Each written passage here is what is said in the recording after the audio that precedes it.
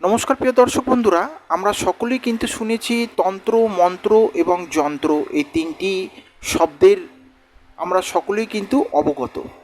তো আজকের যে বিষয়টি সেটা হচ্ছে তন্ত্র সম্বন্ধে নিয়ে, যে তন্ত্র কাকে বলে, তন্ত্রের উৎপত্তি কিভাবে এবং তন্ত্রের অধিপতি দেবতাকে।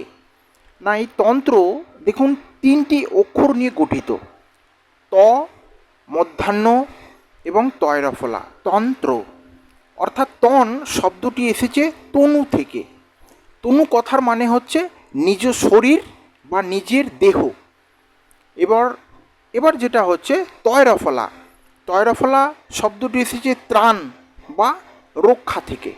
অর্থাৎ পুরো শব্দের মানেটা কি দাঁড়ালো না, যে প্রক্রিয়ার মাধ্যম দিয়ে বা যে মন্ত্রপাঠের মাধ্যম দিয়ে নিজের শরীরকে রক্ষা করা যায় তাকে বলা হচ্ছে তন্ত্র। এবার তন্ত্রের অনেক রকমের ভাগ আছে। মূলত যদি এরকমভাবে বোঝাই যে আমরা যদি কারুর ভালো করতে চাই তো সেটা শুভ কর্ম, শুভতন্ত্র, এবং কারুর যদি খারাপ কিছু করতে যাই সেটা হচ্ছে খারাপের একটা খারাপ তন্ত্রের হিসেব। তো এই তন্ত্রের অধিপতি দেবতা হচ্ছেন স্বয়ং মহাদেব। তন্ত্রের সৃষ্টি তিনিই করেছেন।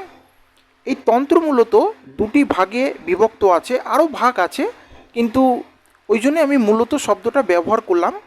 প্রথমটি হচ্ছে আগমতন্ত্র, দ্বিতীয়টি হচ্ছে নিগমতন্ত্র। স্বয়ং মহাদেব দেবী পার্বতীকে এই তন্ত্র সম্বন্ধে, মন্ত্রপাঠ সম্বন্ধে বলছেন। আর দ্বিতীয় তন্ত্র হচ্ছে যে স্বয়ং দেবী পার্বতী মহাদেবকে এই তন্ত্র সম্বন্ধে কিছু বলছেন। তো একটি হচ্ছে আগমতন্ত্র এবং অপরটি হচ্ছে নিগমতন্ত্র। তো নমস্কার প্রিয় দর্শক বন্ধুরা, আমার এই ছোট্ট ভিডিওটি আপনাদের যদি ভালো লাগে আমার চ্যানেলটিকে আপনারা সাবস্ক্রাইব করবেন। নমস্কার।